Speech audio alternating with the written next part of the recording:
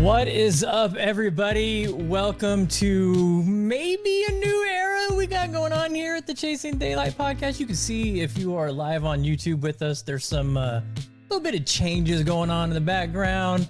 We're calling, let's see, I'm going to learn how to do this. Hopefully it goes a little bit. This is the Omaha episode. Some changes. Dropped this on Joe at the last second. But we're giving StreamYard a try. Giving StreamYard a try this evening. So thanks everybody for tuning in. We'll see how this goes, and hopefully, you know, it goes well, and we'll have some new stuff for everybody here. Thanks for tuning in. Hope everybody had an amazing golf week this past week. There was quite a bit going on in the golfing world. You can see our little ticker running down at the bottom if you're joining us live. And some things that we'll be talking about tonight. Of course, Tiger breaking the internet with the news that a lot of people have been speculating and have been saying it's taking place. Tiger is leaving Nike, going elsewhere. There's all kinds of things to say about that. We've been saying that it's Grayson. Other people are saying,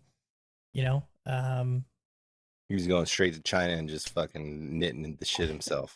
Joe put a post out there begging that he comes back to hitting greens. And, I thought as much as I'm not a big fan of My Golf Spy, having Kirkland's signature on his red shirt was hilarious.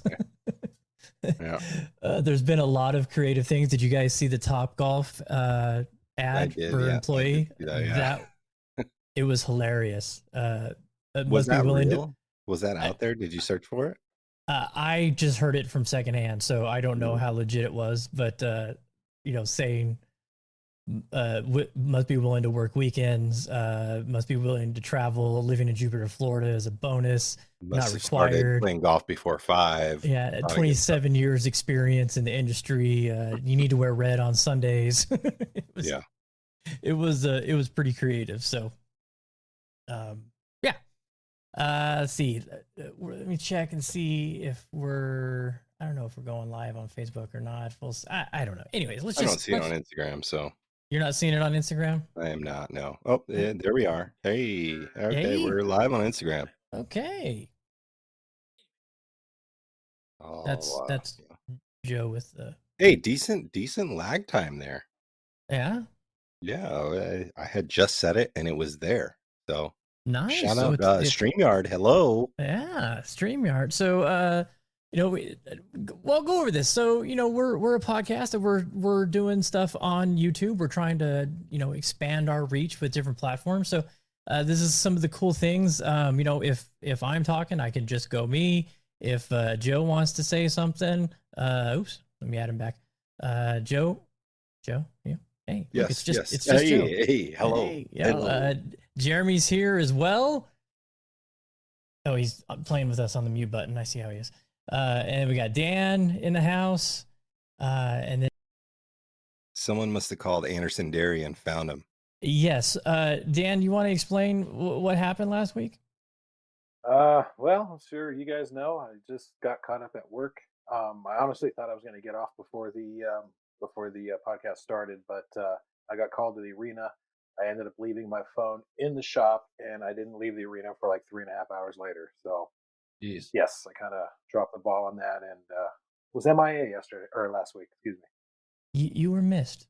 You were missed. Oh, thanks. Yeah, I was a little disappointed, but we're good. I was having some fun with the milk. Joe suggested the milk carton, so we put that out there, and the guy attacking the judge was insane. And I threw that out there saying that reports were coming back that it was you, but glad it wasn't. I'm not that athletic. That dude launched over that bench. Have you seen all the parody videos? Yeah. Oh yeah. I've seen quite a few. Oh my God, they're hilarious. The guy training in his living room, always undefeated. Oh, and then Vegas Issues had the parody where the people with the bailiff with his shirt open eating Cheetos out of his pocket comes up and hands the guy his baby before he jumps. Oh, I mean, Vegas is always in the news one way or another, and that was Wow, that was absolutely crazy. So we got a couple different little formats that we can do. We can kind of zoom in on each other. We can split it up like this. And there's all kinds of other things. So we're going to be messing around with it and seeing how it goes. See here, I can do this here. There's so many cool things. I'm kind of liking this. So like I said, we'll play around with it. We'll get the feedback from all you guys. Let us know if you like this new format or not. If you're tuning in on YouTube, leave a comment. Thanks so much. We're going to be talking about the things on the bottom. So if anybody has anything that they want to chime in on about, please do so. Hey, we got Big Matt in here, PNW golfer, great photographer. We should probably get him on the podcast one of these days. That would be a good get. But yeah, we got some people tuning in live on the IG. I love it. Nice. Welcome everybody. If you got anything to say, hit me up. I'm watching it, so let me know. Yeah, and you can actually see all of us this week. Yeah. So it's not just me and half of Joe's face and half of Jeremy's face. So good to go on that. All right. So let's get into the Sentry Not a Tournament of Champions golf outing that took place over this past 4 days in Kapalua. Tournament of leftovers. Well, they changed the rules. They're not calling it the TOC anymore. Everybody just refers to it as that because that's what it was for so long and for so many years. But it is just the Sentry now. It's not the Sentry Tournament of Champions because you can get in not being a champion. They've expanded it, 750 points, FedEx Cup points in the new format for this event. So, majors used to be 600, or five, was it five? No, majors were 500. So yeah, this is now it's 700 or 750 point event. They've really changed. We're going to have to really dig into the point structure of this and see how all these events come down because they have the what do they get? The elevated or the signature, whatever they're calling them, signature events. So it's going to be an interesting. I like that week 1 of the season. It's not week 13 or whatever with the wraparound.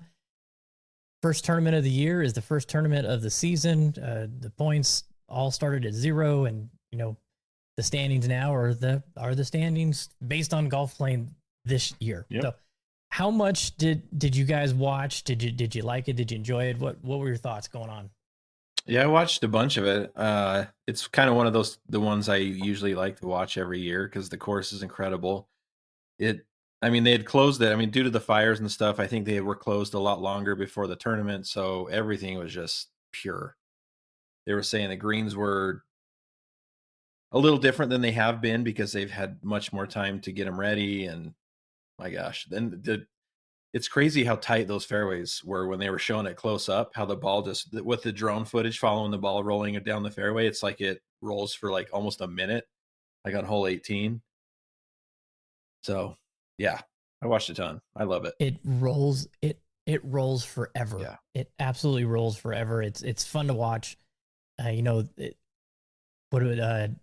was it? Max Homa hit a shot on 7, which is not really a hole that gets a lot of long shots like that because the way it's laid out, the balls come to rest in the rough or they get caught up in the bunker. And the fact that he was able to sneak it up in there, you see a lot of the shots into that hole are up on the hill on the left side because if you get going down the hill, you're dead in that right thick nasty stuff. So it was cool that they were able to play the course a little differently because the winds were going a little differently. Chris Kirk, everybody knows it's going to be a 30 under tournament and you better come with your A game. Jeremy, your boy, broke a record. Yeah. Sung Jae at 34 birdies, the most birdies ever in a 4-day PGA Tour event, which you knew was going to take place at a par 73 course that is massive fairways and long. So, Joe, are you with us or no? I am. My dad just called me because my heater did go out again, and my brother fixed it at first, and now he's looking for a blower motor. And my dad just called me. My brother is like 21 years old, so he's like, my stepmom was over at his house today and was like, did you fix your brother's heater yet? And he said, no, I don't have any money. And so I got to hit him up and be like, hey, whatever, if you need a ride, you need money, like, let's do it. I'll take care of it. But I wasn't listening because I was on the phone with my dad. So yeah, Tiger is really cool, man. I think it's a great. I think it's great.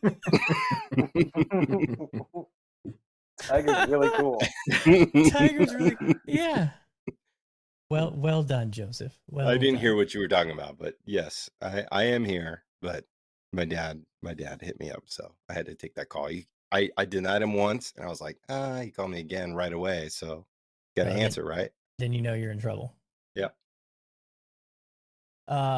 What did you think of it, Matt? Joe. Oh,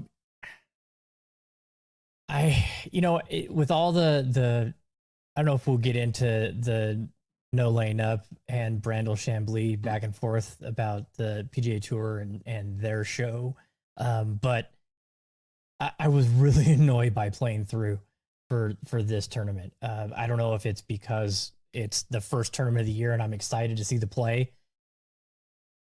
There's so many goddamn commercials, and I get it. And I get it. They need the money to pay these guys these enormous amounts of money that they're paying them for these tournaments. But the playing through, man, just stop. It's too much. It makes it really hard to get into a flow of what's going on in the tournament when every 5 minutes they're cutting away. Yeah. And you got to listen to a Hyundai ad or a Rolex ad while you want to know what's going on in the golf course. You know what'd be cool is if they kind of worked it out with all the advertisers to maybe every other break it showed maybe the audio stayed with the golf on every other break, and then the other ones have the audio for the commercials, or at least design the commercials so they're better for visual than audio, because it does suck when you're getting into it and then all of a sudden it goes to break and you can't really follow what's going on for a few minutes. It's 7 times an hour. So yeah, it is annoying. So you guys were talking about the Brandel, the comments with no laying up, correct? I'm assuming. Yeah, when Brandel kind of chastised them a little bit for going to a commercial break during the Lee Trevino interview. Yeah, I mean, so I love Brandel. I do like Brandel. I'm one of the few, Me too. of course. Me too. I think he's a brilliant golf mind. I mean, he has so much knowledge, and I know a lot of people hate him, but No Laying Up is a small brand. Of course, they're going to take a commercial break occasionally on their podcast. Like, we're a small brand too. Chasing Daylight podcast. We don't have a shit ton of followers, but if somebody wants to broadcast an item as a commercial on our platform that we see fit, we're going to take that. And we're Absolutely. absolutely, of course, but we're not just gonna. We're just not gonna. We're not gonna give 30 minutes of our hour to a commercial, no matter how much money they offer. I'm assuming, right? Unless it's from the PIF, right? No. Okay. Well, it depends if it's like PIF money, maybe. But I'm saying is I'll run a PIF ad for the whole hour if we could get paid like that. But, there'd be a lot of lost listeners, but of course. It's hard to compare like how Brandel compared the PGA commercials to a No Laying Up podcast. That didn't make. I love Brandel, right? But that didn't make any sense. And I think No Laying Up's response was perfect because it was a minute out of 60, and when we're watching a tour event, I mean, it's like everything, right? Like that's why people love Netflix, because there's no commercials. Actually, they did instill that recently, I think. Am I in Prime incorrect with the? Oh. Yeah. So, but Prime is adding commercials, and a lot of people are adding commercials to opt out. A lot of people are adding commercials, but previously that wasn't how it went. But PGA must have been the fucking candlelight for all these brands to do that, because it was at least 20 minutes of commercials every hour, at least. Yeah, Stems Golf chiming in. If I pay for the Golf Channel or Golf Pass, I shouldn't have to see the commercials. Absolutely. Yeah. Right. 100%. And I mean, they switched. Thankfully, NBC only had the coverage for a certain amount of time. This being a tournament that is in Hawaii, the time difference really jacked it up for the East Coast. So being able to go over to Golf Channel and run it commercial free for the last hour was at least, made it a little bit more enjoyable to watch, because you were able to get into a vibe. But as much as I loved hearing Kiz in the booth, man, I mean, this is something golf needs to figure out.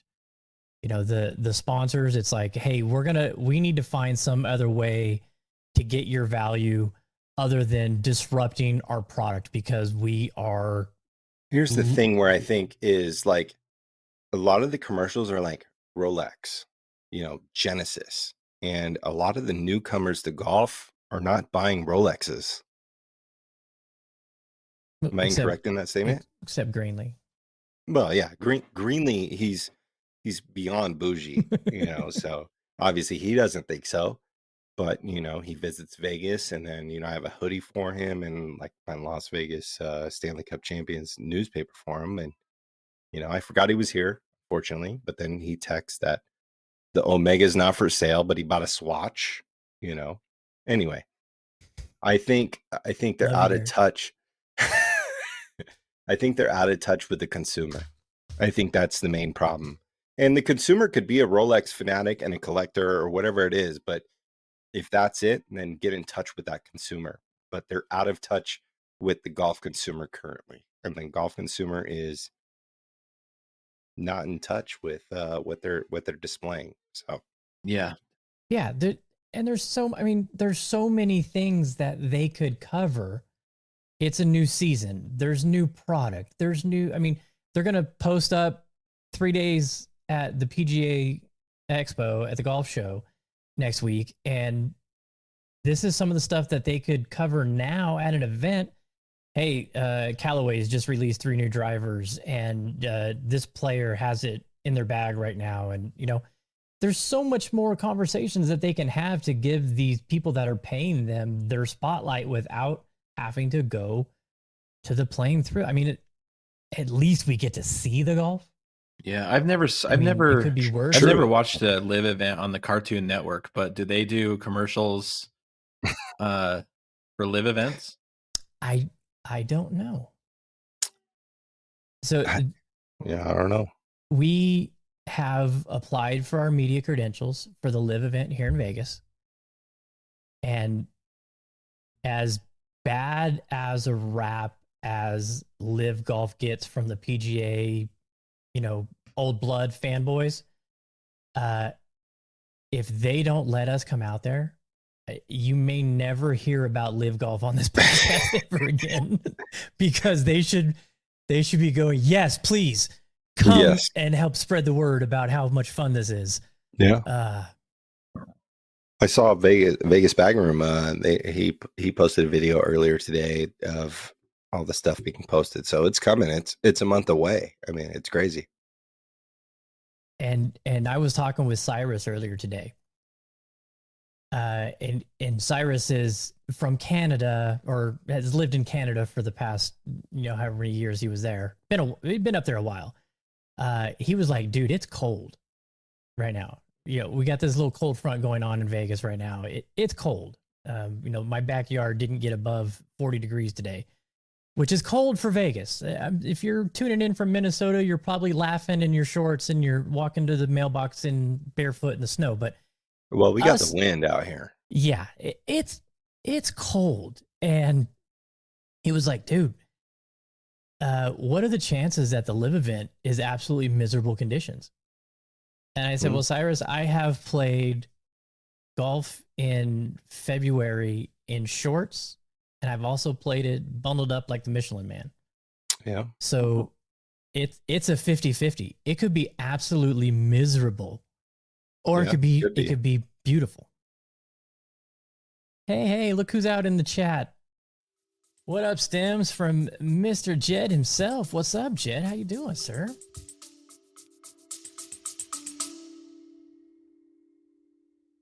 We're Nish and Chris, 2 very amateur golfers on a quest to play the top 100 courses in the UK and Ireland, after Chris set this challenge on a drunken Saturday night in my kitchen. Join us on our frequently humorous journey of a lifetime as we grapple with the logistical and financial challenge of playing some of the best courses in the world, as well as grappling with our games, because let's face it, it's never just about playing. Sometimes the score matters too. Listen to the Top 110 Golf Podcast wherever you get your podcasts. Yeah, I think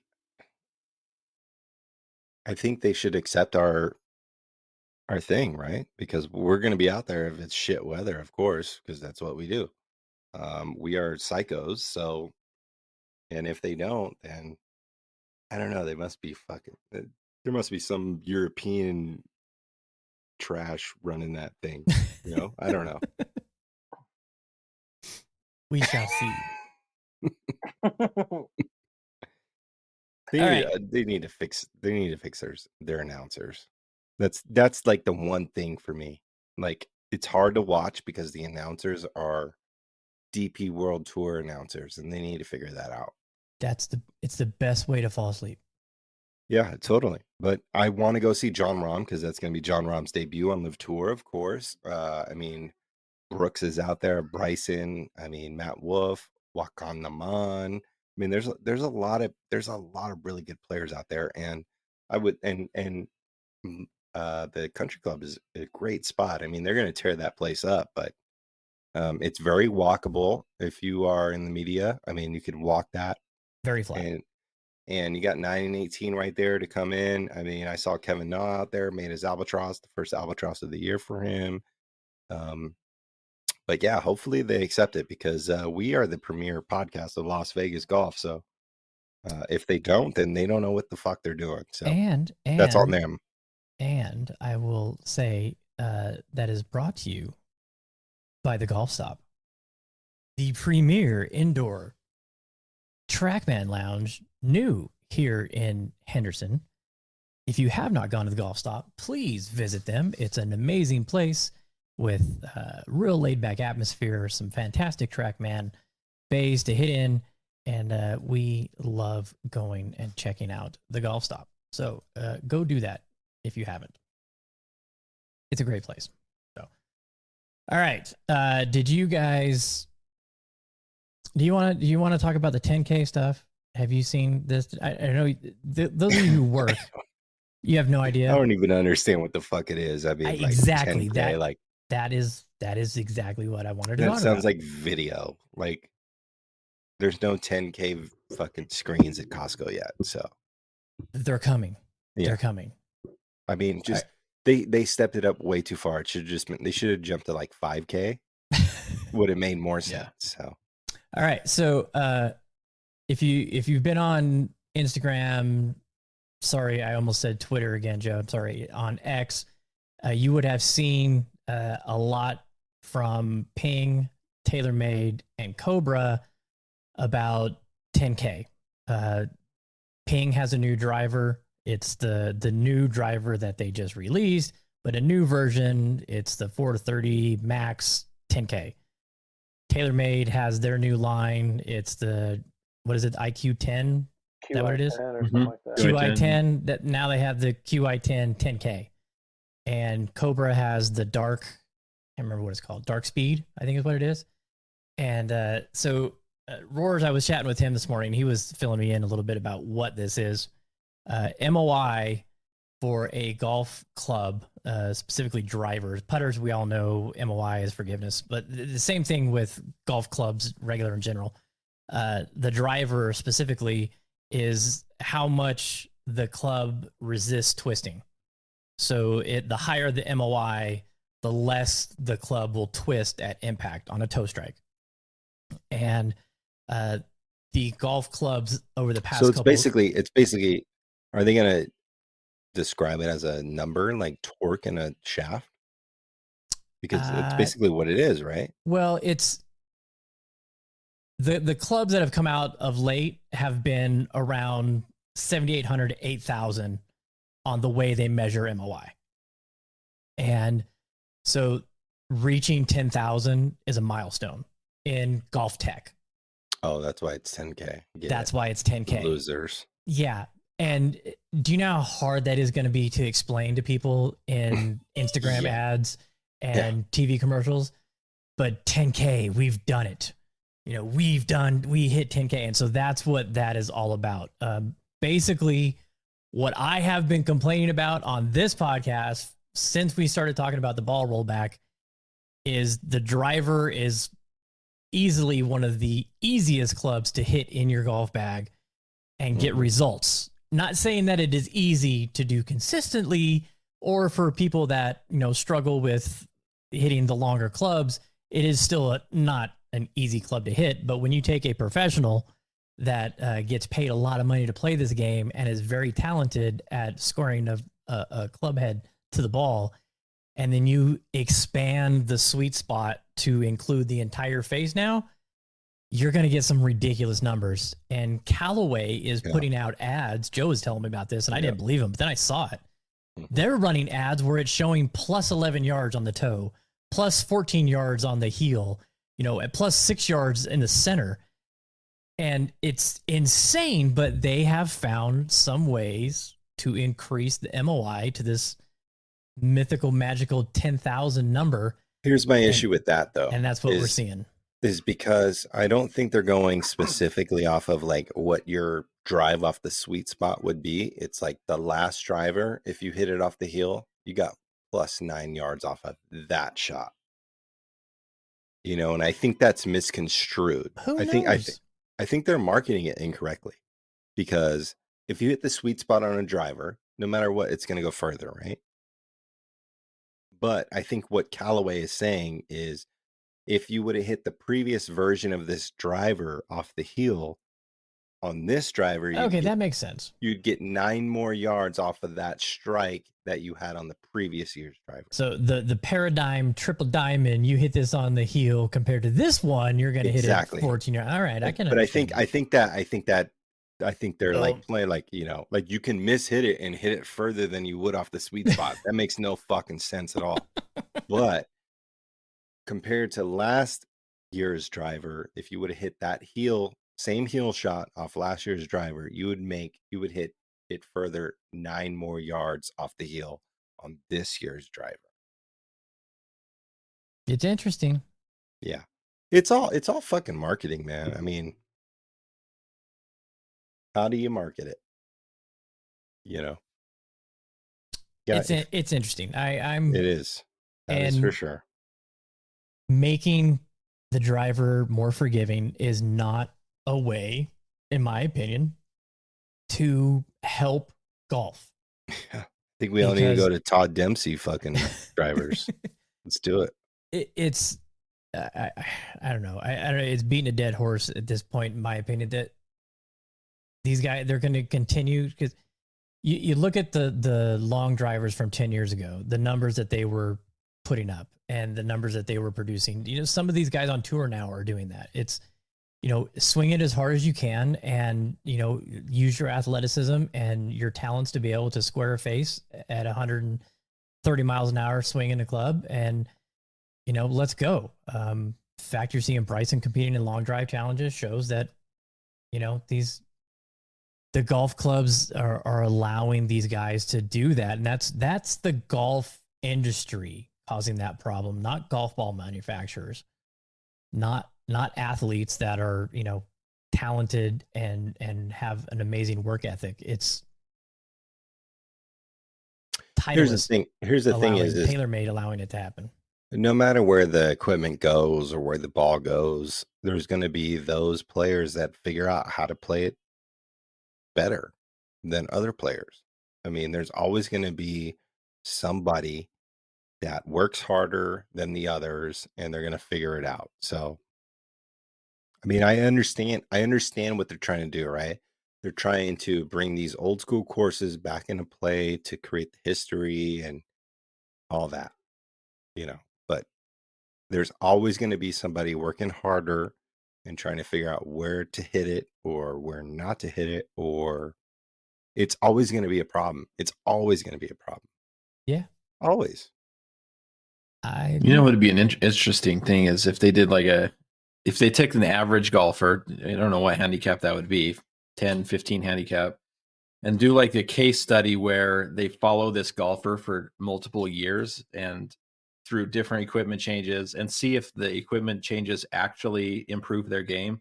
Because I don't know if these equipment changes are meant to improve players' games or if it's to make it more enjoyable for them to hit it straighter and longer. But I mean, honestly, like the only thing that's going to make you better is practicing, and I don't think it's really it's not even 100%. around the driver really. Like if you want to get better, it's 150 yards and in.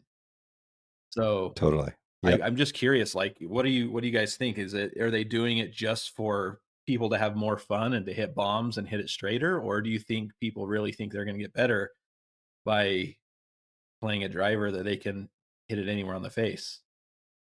Well, hitting bombs does not make it you better. Guy. Dan, you've been quiet. I don't know. I think it could be like a little bit of both. I think now that you got all these different types of drivers, like for the most part, you got these new high handicapper type drivers where the club face already comes like shut to help slicing, so I think maybe just it gives people maybe confidence to maybe think that they're getting better in their golf game, which like you said, Jay, the only way to get better is to work at it. But I don't know. I think confidence has a lot to do with how a person actually can get better too. When they stop slicing with these anti-slice drivers or these super close face drivers, it makes them like want to come out more and play more, and it does give them a better time also. So I don't know. I think it's a little bit of both. I don't know. It's hard to say because I'm more of like a traditionalist when it comes to the driver. I don't really adjust mine too much. I like mine just slightly open. Yeah, I mean, maybe I'm just dumb and just don't understand the science completely behind all the way these things are designed. But yeah, I just think I think it could be both. I think it's just a lot to just make people feel better on a golf course, to see what a straight ball actually looks like. But if you don't take the time to get to the range and get better, it's only going to last for so long. You still got to get Yeah. out there and grind and do the drills and get into the proper positions and do it right. Or else you're just going to, keep buying these game improvement clubs and it's not really improving your game. It's just improving your ball flight. Yeah, and that's one of those things. I mean, they come out every single year, and even a closed driver is not going to fix a super over the top swing. Exactly. You're still gonna slice the shit out of it. I mean, Yeah, it's you're a problem. slicing 10 yards instead of 30. Yeah, Yeah. they sell weak confidence to players. I mean, you got to find out what works for you, and you have to hit balls. You have to pound balls. It's just like losing weight. You're not going to lose weight if you eat fucking Taco Bell every day. You're going to lose weight if you get inside the gym and you eat healthy, and you're going to pound balls. You got to pound balls to hit it straight or to hit a draw or whatever you're working at. You have to pound it because it's not easy. It's a difficult game. It is. It's a difficult game. I went to Las Vegas National to help my buddy Louie. He was in my hip hop group back in the day. He picked up golf recently, and he was like, "Hey, can you come and just like show me some things?" And I've been putting it off because obviously we have a lot of tournaments. We do the podcast. There's a lot going on in my life, but I made it work, and it was good to see him. He was in my wedding party. Great friend of mine, but I watched him hit a few balls, and I'm no coach, right? Like I don't understand the golf swing as well as many people, but I can see some things that are going on, right? And he was hitting balls. I said, just hit a couple balls, and like, you're doing this, you're doing that, and I was like, dude, you need to get a net. If you want to get good, you have to hit it. You got to get a net. You just have to pound balls, man. Figure out some feels, pound balls, pound balls, pound balls. Because that's what I did when I started.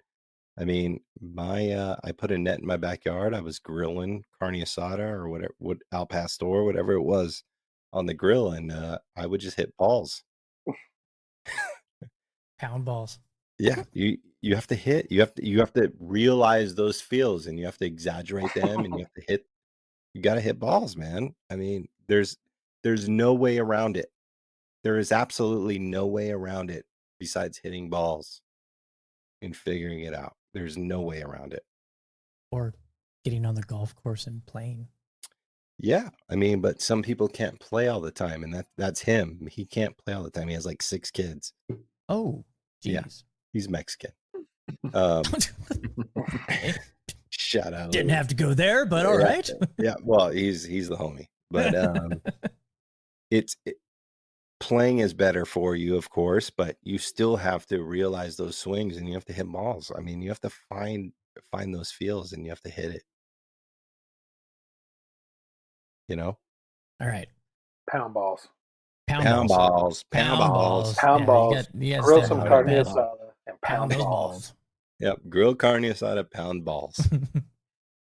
All right, Tiger Woods broke the internet with his, and this is one of the reasons I'm so glad that we're doing these, on Tuesdays now, because we have a couple days to digest everything that's going on instead of waking up the next morning and the news comes out and we gotta wait a week to talk about it. So Tiger Woods released statement. Everybody was talking about it. We said last week how it was hilarious that people were commenting that he was still on the Nike page at 12:01 on January 1, but he came out and said thank you, and Nike said, hey, it was a hell of a round with their little ad that they put out, which was kind of cool. I shared a video with you guys earlier today, a guy that did marketing for Nike.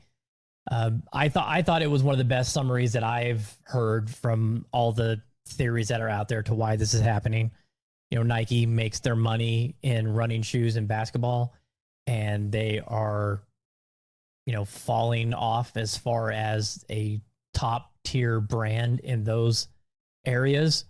And so, hey, we love Tiger and it was a great run, but we got to get back to our bread and butter and bring the money back to this company on how we originally started it getting there, which is, track and field and basketball. And so I think you're going to see a big push for them in those areas, like he was saying. And,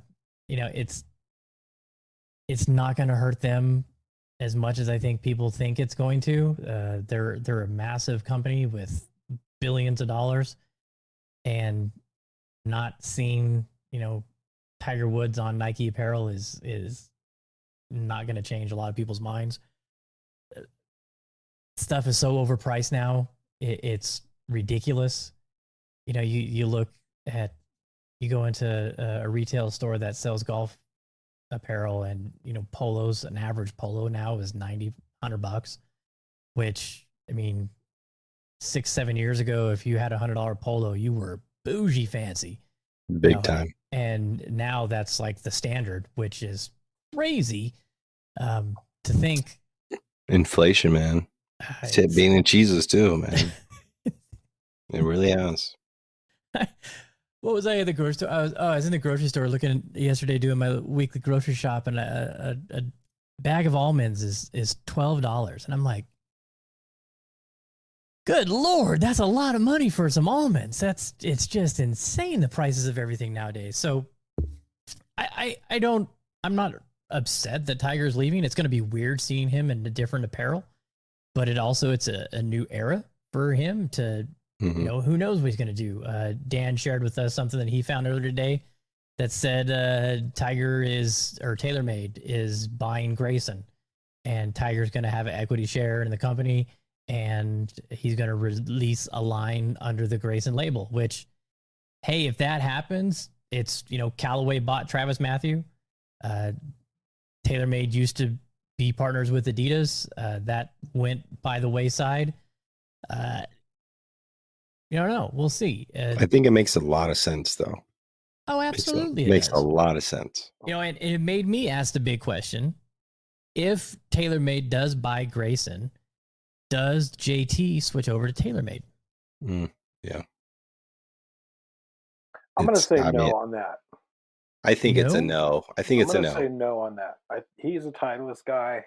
Hey, we got Kevin Stratton in the chat. What's up, Kevin? And I think that because JT, he's like Tiger a lot. Like he always like tweaking, and he's the mayor of Tinkertown for the PGA Tour. His irons are always Hey, like easy. on set. There's like zero offset with JT's clubs. They're super like I think they're upright because how vertical his Straight up swing and is. down. And he's been a Titleist guy since I think since he came out. So I think in order for him to switch over to TaylorMade, I mean, he's going to have to. Obviously, he'll be involved with the club making, but that seems like a little bit much. But the Grayson thing is already there. He's already been in Grayson for like a year. So I feel like he'll keep the clothing, the apparel line with a Grayson, but I can't see JT doing TaylorMade. Yeah, I think Titleist did fire him, right? As a sponsor, didn't they yank his hat when he had his remark? What did he say? He dropped the F-bomb. Fuck. And I'm not talking about fuck. No. Well, it was after that. What? Yeah, I'm not sure if Titleist dropped him or not. I know Polo did in a heartbeat, but that's who it was. That's who it was. Ralph Lauren. Yeah, it was Ralph Lauren. Yeah, that's who it was. Not Titleist. But let me ask you. We were expecting Titleist too, but they didn't. That's right. Let me ask you this: what's the date today? The 8th, the 9th? What is it today? Today is the 9th. It's the 9th. Yeah. Okay, we are 9 days into this year. With this announcement by Tiger today, does he already win the PIP? Oh God. Yes. Yeah. Right. That's got to change. We could have a whole nother episode about that. I think that's a whole fucking fraudulent ass thing that the PGA Tour has done, and they just need to figure some shit out.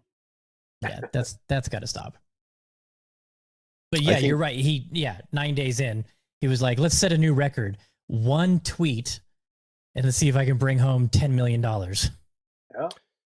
Yeah, I don't think that's what he was searching for. I just think, I mean, we had been talking about it. It's been rumors for a few weeks. I mean, but it was also kind of weird that, Nike's out of golf. And then I saw a picture of Fleetwood in some new Nike golf shoes. Do you see that? So it was like Fleetwood was wearing some new Nike golf shoes. So it's interesting because is Nike out of golf, or is Nike still in golf, or is Tiger just done with Nike, or what's going on? Well, there's a lot of guys that still wear Nike. Scotty Scheffler wears it. Tommy Fleetwood wears it. Tom Kim just signed a big deal with them. So Rory. Oh shit! Yeah, I forgot about Rory. Jesus. I mean, Rory hasn't played yet, but I mean, who knows what's going on? Oh, Kevin with some knowledge. Wolf isn't with Nike anymore either. Yeah. I think they're still doing it. I think Nike's still doing golf. I think they look like a clown out there. Oh my God. We'll get to that in a second. I mean, I don't mind some of that stuff, but wow. Yeah, I think it's just, I think Tiger was like, there was an opportunity and it's time to break away. That's because I don't see Nike leaving golf. Like, I don't see it happening because they have all the facilities. They're gonna make clothes. I mean, all they gotta do is make clothes and shoes. I mean, if Tiger leaves, people are still gonna buy that shit. I just think it might be a ploy where Tiger is going on to a next chapter. What's the ploy, though? The ploy is for Tiger to make more money. I mean, he's going to get a stake in something, obviously. I mean, Nike makes gear for all sports. I mean, they don't have to have Tiger to make golf clothes. Yeah, I mean, nobody has said Nike's leaving the golf space. I've just seen Tiger. It, yeah. Tiger is leaving Nike. Yeah, Tiger's leaving Nike, but I've also seen people are like, Tiger or Nike is leaving golf. I don't think that's going to happen. Yeah, I don't think that's happening. Yeah, with the amount of money that they have invested in players not named Tiger Woods, it would be kind of hard for them to just shut the door on everyone. Well, I think it perpetuated it from Jason Day, because Jay Day was Nike, and now he's on Malbon, and with Tiger leaving, that happened. I mean, they got Scotty, they got, like you said earlier, but they can still make the gear for golfers, but not have Tiger on the lineup. I mean, that's not, I mean, that hard to imagine. I mean, they make fucking long ass basketball shorts for people that go to the gym at Planet Fitness. You know what I'm saying? Yeah. So, and it is what it is. I mean, I don't think they're leaving the golf space, is what I'm saying, because I've heard that. Any word on what Tiger will wear now? Yeah, we're thinking Grayson. That's the rumors that are floating around out there. I said in our group chat with everybody going to band, and I got goosey thinking about him wearing G4 because I am big G4 fan as far as the shoes go. But I don't know that. I mean, I don't know. That would be. I mean, it happened with Travis Matthew, getting bought by Callaway. Bubba was on the G4 wagon early. He was with Oakley early. He was all over the place. Travis Matthew went all these different places that have all kind of blown up since he was there. But there's really not a whole lot of other brands out there. Travis Matthew is linked with Callaway. Grayson is an independent. There's not a whole lot of, he's not buying Loudmouth. I'll tell you that much. Yeah. You're not going to see him in or that. Bad Birdie. He's not buying or Bad Birdie. Maybe PGA suits. Superstore brand. Yeah, Walter Hagen. Yes. You can wear Walter Hagen at Dick's. There's not a. I mean, you walk around the Golf Galaxy. I'm just in my head. You've got the Adidas, Nike, Walter Hagen, Travis Matthew, Puma, Under Armour. That's pretty much the big brands in the world of golf apparel. With all the smaller independents, I think Grayson is probably the most appealing, mainly because JT is repping it and Charlie is. Yeah, I think it makes complete sense. I mean, when did Callaway buy Travis Matthew? Was that 3 years ago? 2 years ago? Something like that. A couple years, yeah. Well, it's probably been 4. That was like 2020. No, that was OGO that they bought first, and then they went after Travis Matthew. We'll have to have Beds. He can let us. Yeah, know. but it makes complete sense. Like Callaway is being the conglomerate, right? They're expanding their territory into different avenues of the golf space, and they are a big brand. They had the money, they purchased it. TaylorMade's been doing really good, of course, with the Stealth 2, the Stealth, all that, and that's a great branch out for what they're doing. I mean, and what other brand of clothing is in a lot of pro shops? I mean, there's Johnny O, there's Linksole. Linksole's not selling out, I don't think, personally, but Holderness and Bournes, which is heavily southeast, Peter Millar, northeast. Straight Peter down. Millar. Peter Millar is not buying out. I mean, Grayson and you look at all it just makes complete sense because they're going to branch out into attire, and one of Tiger's best friends is JT. I mean, on tour, of course, and he's been rocking it for a year plus now. And I mean, you just got to watch the PNC. I mean, Tiger is big time Nike. His son was rocking Grayson. I mean, I don't think there's any bigger tell than that. And I don't know if we get the TaylorMade purchase buyout of Grayson, but I think we get the Tiger signing of Grayson. And Tiger might get fucking 50% of that brand. Who knows? But I think TaylorMade purchasing a clothing brand makes sense because Callaway did it a couple of years ago. Also, too, I don't know. Joe has predicted it. Yep, it's happening. I don't know if you guys remember or not, but during the PNC, Larry Fitzgerald had out something about Charlie Woods welcoming him to like Team Grayson or something like that. So could be. Really, that happened? Yeah. Yeah. Wow.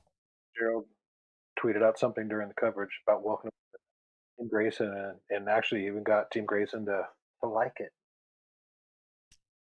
Interesting. Yeah, maybe that's why all the rumors are swirling about him with them. So yeah, I think we need to get Barrel. We need to get Barrels on here. I mean, Luke Golf Ledger. I mean, Benzie Golf Club, and we just need to get Luke Golf on here because Mr. Pins and Passports himself, Barrels. He's tied in with Grayson as well, so maybe we can get some inside stories. Yeah, I'm messaging him again right now. Yeah, send him a message. Let him know what's up and tell him come on the show and let's chat. So, yeah, you got anything else on the Tiger news? He said, "See you in LA." So clearly, he's not playing until the Genesis, which means he won't be at Farmers, won't be at the American Express. So waiting until the Genesis, and hopefully he has a driver this time and lets somebody takes him to and from the course. Don't need any more accidents, El Tigre. So that'll be. I mean, it's a good place. Is where is Grayson based out of? Does anybody know? Or I do not know. I would assume like San Francisco area, but I don't think I don't know that for sure. Get on that, stat guy. See what we can find out where, because I mean, LA, huge population, Hollywood. That's going to be.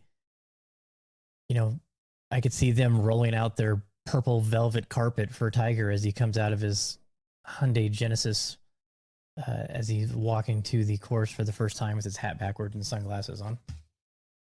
It says Michigan. What? Detroit, Michigan. Yeah. According to their LinkedIn. Well, maybe that's where the wolf comes from, up in the... Yeah. Grayson Clothiers, Detroit, Michigan. Mm-hmm. Detroit what? Flagship stores in downtown Detroit. So, do you want to give a little bit of love to the Mr. Dan Hodges? This guy, right here, he won the week in the CDP versus the World Fantasy Golf Challenge. Cal was a little upset with us. Listening to the Birdies and Bourbon, he thought it was a one and done.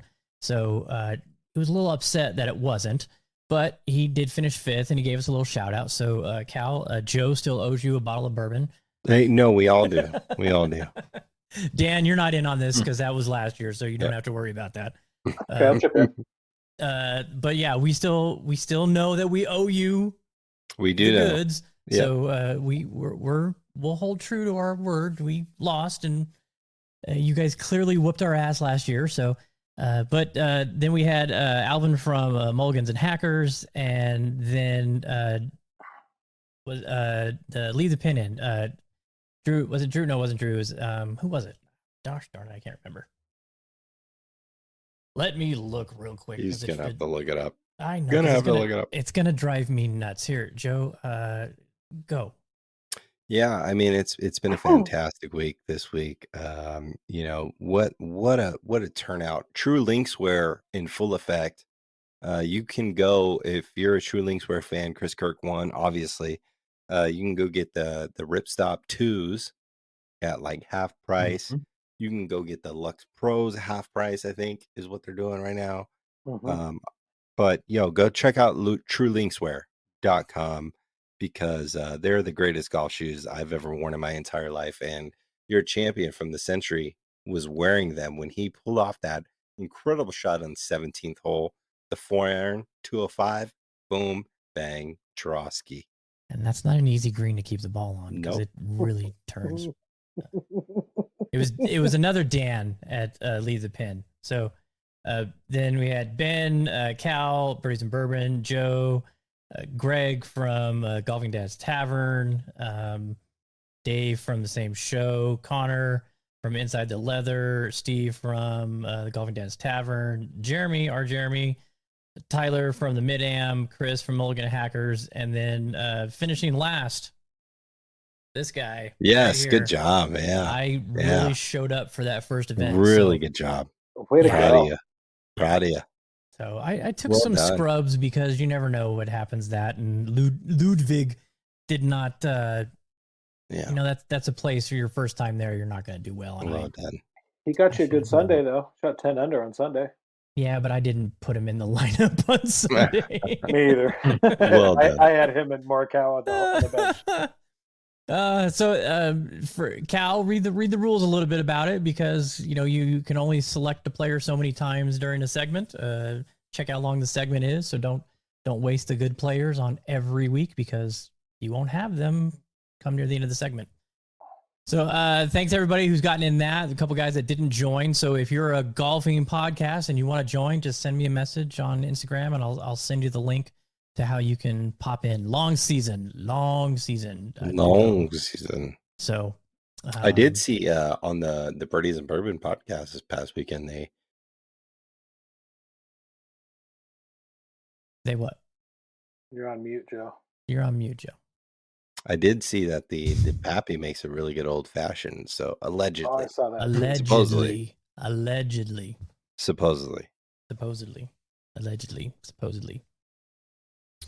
Okay, Jeremy, you got in some golf on Sunday. You were out at Boulder Creek with Trey in the freezing wind. Cold. It was cold. Good Lord. It was definitely cold. Trey had a face mask on. You guys had the cart tent on.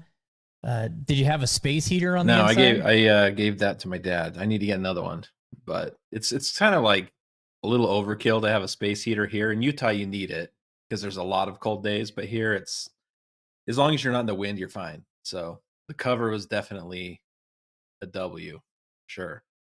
A nice way to get out of the wind. I mean, the wind is so nasty out here, and out there, there's no protection. No, it was like probably sustained like 30 to 40 the whole time. It was still fun though. Like we played a scramble. The course is in good condition. It's running out because it's dormant. The rough is the same length as the fairway. So dry. Greens are quick. It's a great place. I really love that course. Did you play Desert and Coyote Run and Desert Hawk? Played El Dorado flip and to the Coyote. El Dorado side. Yeah, I don't think they had Desert open. How was El Dorado? That course is a little easier generally, but I enjoy it. I like the course. It's fun. It's not as challenging, I think, as the other two. So, which the windiest part of the day was when we were playing El Dorado, so which made it a little more enjoyable. But yeah, Dan and Trey, you're playing out there on Saturday. You should have a great time. It's in excellent shape. Yeah, we got that little two-man challenge out there, so I'm looking forward to that. Looking forward to Trey carrying me. Yeah, we got Sunday too, right? And then we got Sunday. Yeah. This is the first time we've played together as a foursome since Black Rock or Black Desert. Seems like it, yeah. Because I don't think we've played as a foursome since Dan's been on the show. I mean, we've been all at the same golf course at the same time. Bring the camera crew in. Yes. Yeah. Bring the camera. Any crew. videographers out there that want to get some experience filming a mediocre golfer, two really good golfers, and Joe. And a soul golfer. Hit me up. Oh, Greenlee's in the Facebook chat. Wow, Facebook. Wow. Who goes on Facebook I anymore? told you people are on Facebook. Greenlee's on Facebook. He's too fancy. Look Facebook right there. Him. Yeah, pass. Look at that pass. Oh, I tell you, I'm really geeked about StreamYard. I like it. No free press, but yeah, it's not bad. No, it's I like not it bad. better than Riverside for sure. Yeah. So I played with Joe, Matt Boyd, and Reed. Big Reed joined us out at Revere on Friday. We played Lexington. Joe, you want to give your insights before I go off on a little tangent? No, you just go ahead. I don't even know where you're gonna go with it. But we played loop golf and it was fun. It made it interesting, so I enjoyed it. But yeah, go ahead. Do what you got. Yeah, loop golf is a blast. I've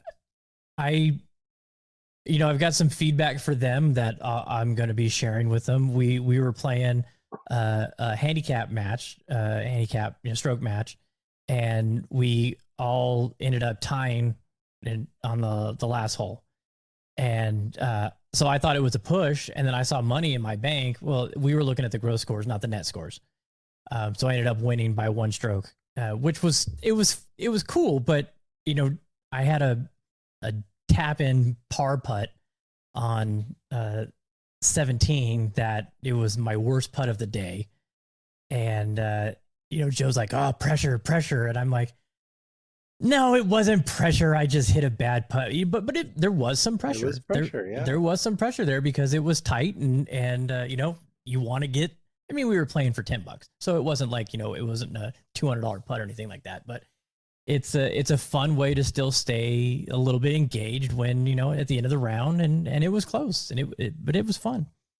The course was in really good shape for Revere. It's been good all through the winter. It's staying. It's green. It's lush. The fairways are in good shape. The greens aren't as bumpy as they've been, and it was nice. What wasn't nice was there was 6 holes that were cart path only because of the rain the previous day. They had some signs out. Some of the carts had the GPS gate to where the geofence where you couldn't go in. Some of them they didn't, so we went out when they didn't. But the group in front of us obeyed all the signs. And they Dan, did you see the videos? Did I send it to you? Yeah. Yeah.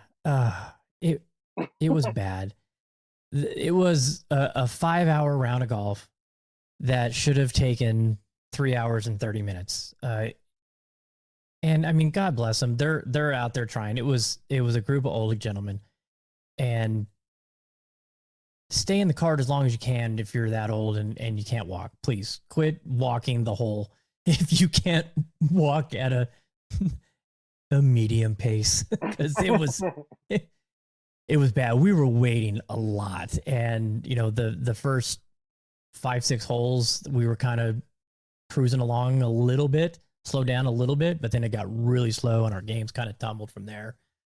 But yeah, I mean, I understand it's a senior citizen community.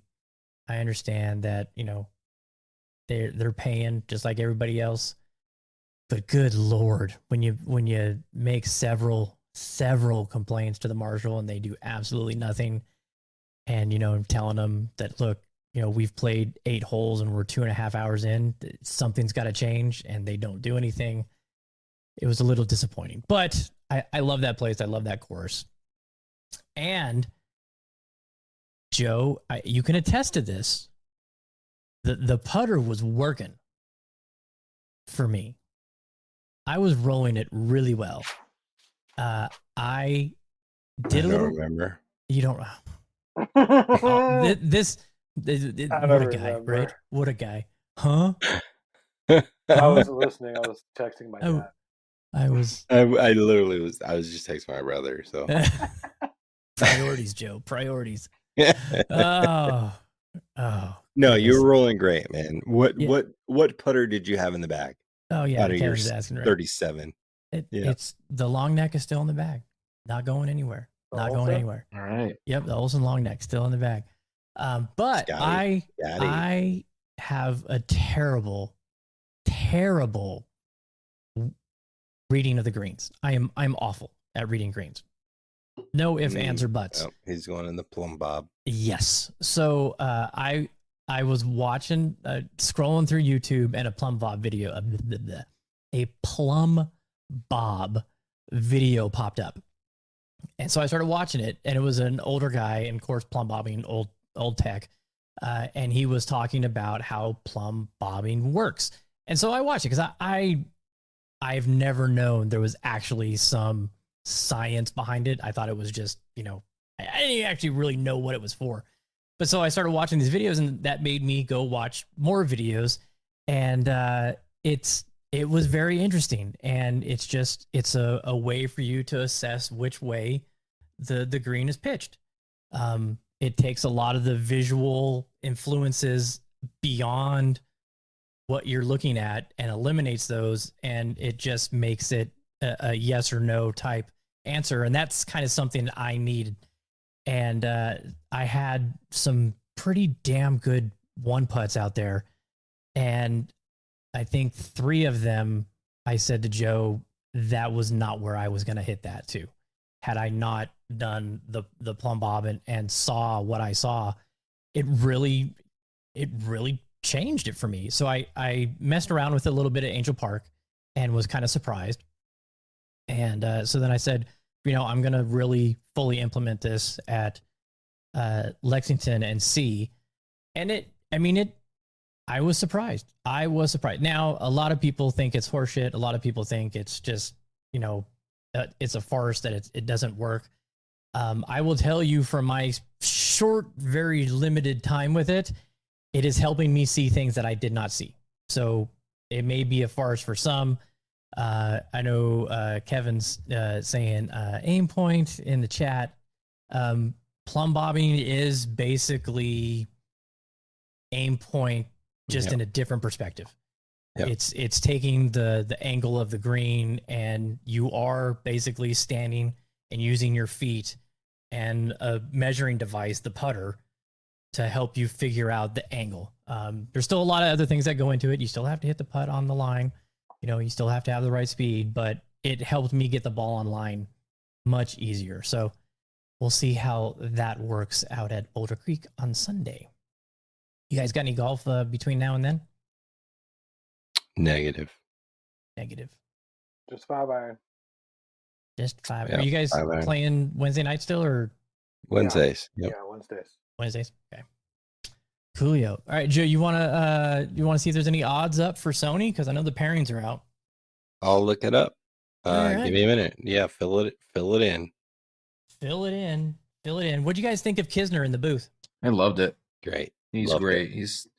It's nice to get players' perspective too. Plus, you learn a little Easter eggs about the different players that only he would know, being out on tour with them. Yeah, I think that's cool. I think that's the best way. Just get players. I just it sucks that I don't know if he's done. If it's just a temporary thing, we may see him out there playing, hopefully, because I love watching him. But yeah, I think he said, I was on vacation in Hawaii and they needed somebody. It just happened to work out. So yeah. Kisner's playing this week in the Sony. Okay. Is he playing? I thought I saw his name in the pairings. What was the other But tournament who he knows? was going to do? It was the Sentry and then one other one. Phoenix. Oh, yeah. I think Phoenix. Waste management. Yeah, Yeah. he's on waste management. I think he had some great calls. I loved seeing him in the booth. I think it was a welcomed addition to the broadcast. Him talking about Scotty setting up open on his putts was great.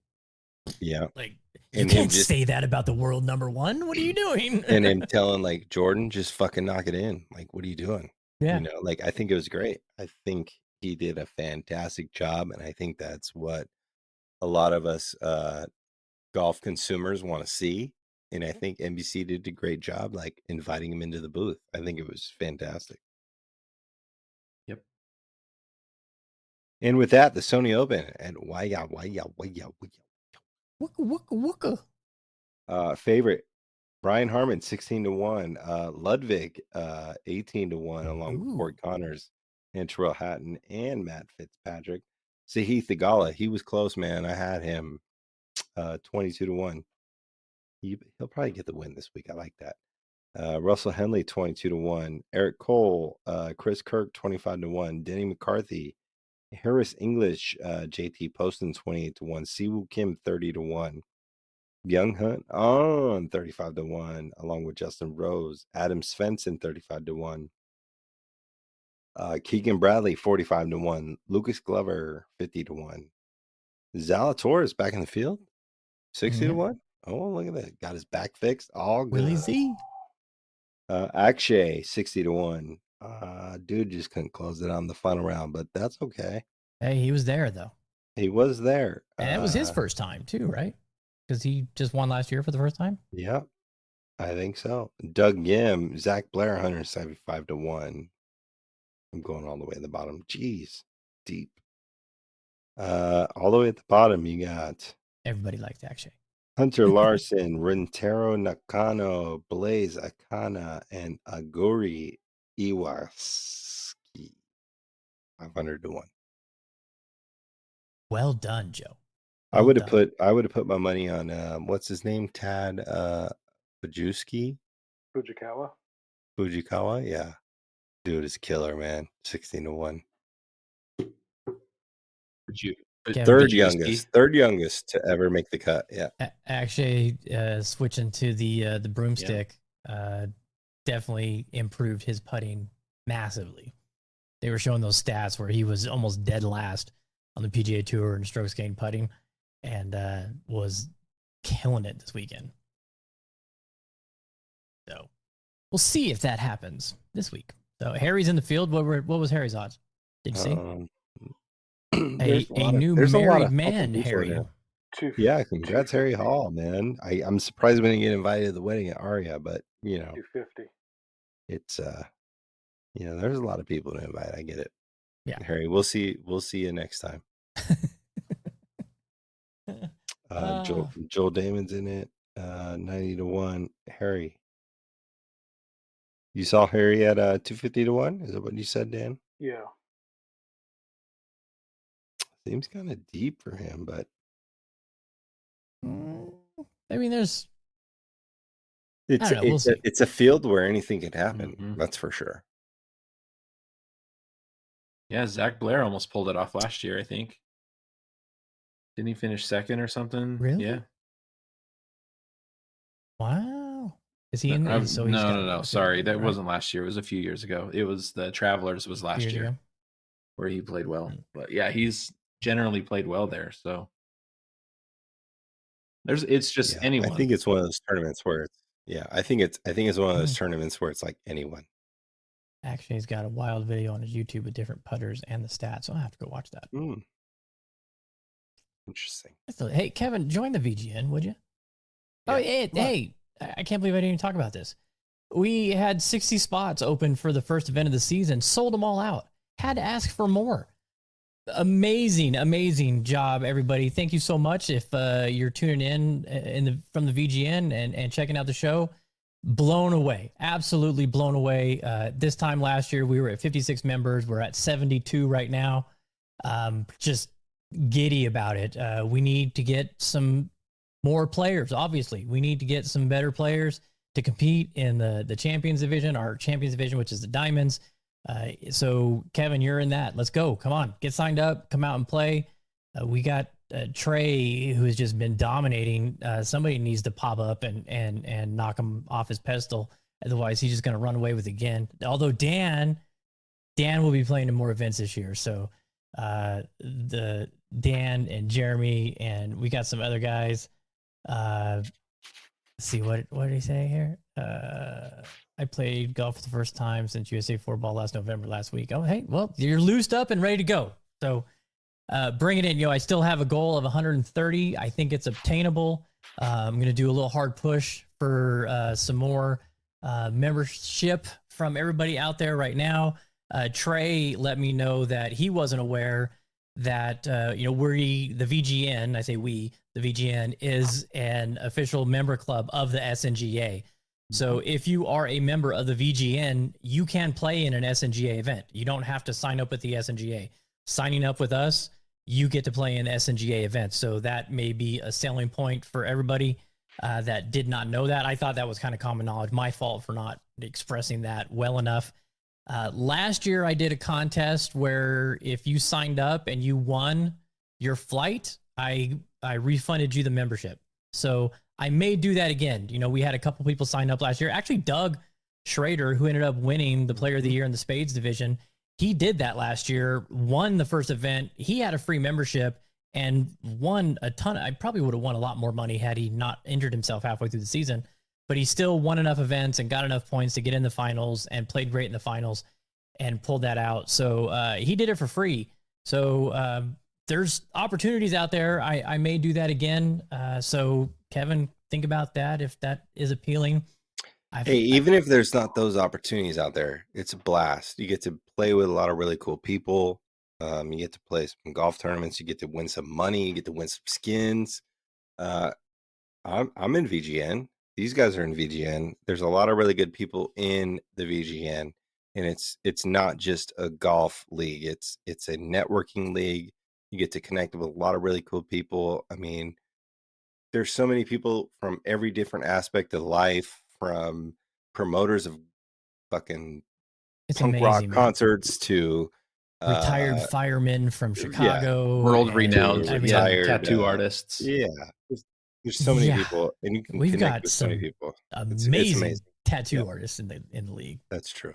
That's true. Oh, If you need look, a here, tattoo, join VGN. I'm putting that up there so we can hold them accountable. I'll All right, sign up sign right up now. right Let's now. do it. Send him the link. Send him But anyway, the so link. we got 72 spots now for national. 60. Which would be fucking crazy.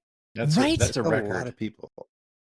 It will be if 100%. the 66th Mhm. person that signs up for this event and that tees off, that will be a record. The most we've ever sent out is 65. We did that at Coyote Springs 2 years ago, I think it was. Well, maybe it's last year. I'll have to look and see. But yeah, so I mean, if we can get 72, that gives us some power to, you know, we can go to these golf courses and say, hey, we're bringing 72 players. So keep it coming, people. Keep it coming. I've got some good things in store. Beds stepped up big time and hooked us up. We're going to have a designated closest to the pin hole. That is the Travis Matthew closest to the pin hole. Whoever wins that CTP will also win a pair of the new Travis Matthew shoes that will be debuting soon. Quater is going by the wayside. So every tournament, we're going to be giving away a pair of Travis Matthew shoes. Putt View stepped up big time. And they have given the VGN a special page on their website where we can get the Putt View yardage and green books at a discounted price. Huge member perk. Big discounted price. Big discounted price. So I won't tell anybody how much that is until you join. FN3P Golf has a 30% off discount. Story Eye is a member. The Golf Stop, our sponsor for the show, also is helping us out with the VGN. If you're a VGN member and you sign up for membership there, you get a $30 bar credit a month, which, hey, you know, free drinks for at least one day for some of you.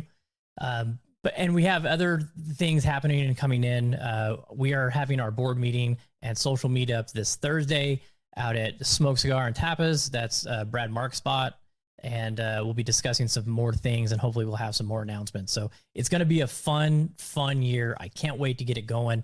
I'm coming in with some fire and vigor this year because I did not make the finals last year of my own league, which was a little upsetting. So I'm looking to get off to a banging start this year out at National. So what's it at? 70 currently? Members or? Yeah, 70 members. 72. Right? 72 is where we're sitting at. I got a goal of 130. And we're way over halfway. So yeah, let's do it. So let's go. The 100th member that signs up. Oh. You can track it, right? Oh yeah, absolutely. I'll give you the closest size in the Golf with a Soul with more sock with a whole hoodie that I have. There you go. Available. Lots of size. the size I've run out of sizes, but Like I'm a 2X. I got a medium. That's close. How about you tell them? How about your next release? okay, the we size can do that they want. Yeah, we'll do that. Yeah, that's fine. Yeah, that's fine. Hey, I got one over here that's got some holes in it. That Unless one of the sizes fit. If one of the sizes fit, you can have it. If not, you get a free one on the next release. All right. The 100th member, the 100th sign up. So you got to write that name down when it happens. Not a problem. I track it all. So it's going to be a really good season. Looking forward to it. Thank you. You got to remind me because I've been drinking. Don't worry. We'll remind you that you offered this We'll tonight. Remind you. Yeah. Hey, Joe said he's paying for 2 people's memberships. Remember? No, I did not say that. Nope, did not say that. You'll remember that though, right? Yeah. When it costs me money, I'll remember.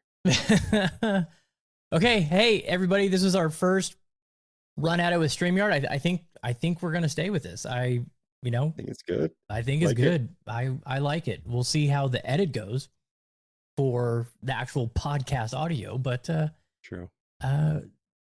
I don't know. We'll see how it goes. I like it though. The Paiute event, see Rule 4 chiming in on the Instagram chat is in June, first weekend of June, I believe.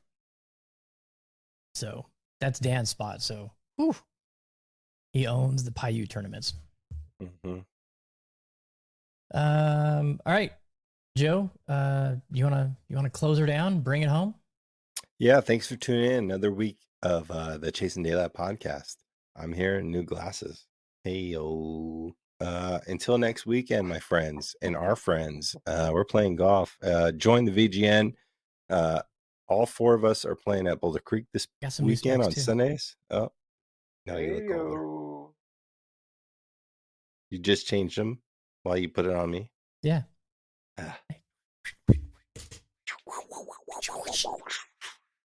It looks better. You get to my age, you have computer glasses and see the world glasses. So You got computer glasses and Walgreens glasses. Them reader joints where you sit them like this. these are the readers. These are the readers. I kind of Heyo. went out for the readers. So yeah. Hey. Where they sit on the bottom of your nose. Uh, Anyway, thanks for tuning in to Chasing Daylight podcast this week. We appreciate you telling all your friends, tell everybody, hey, we're going on StreamYard now, it seems like. So we're on IG Live every week, Facebook Live. Eric Grinley tuned in somehow, even though he is not bougie at all, but YouTube, listen every single week, pass it along. Anything you got to tell us, send it our way, and we'll talk about it. We are here to shout you out, and application is in. Okay, shout out Kevin Stratton. Let's go. You're approved.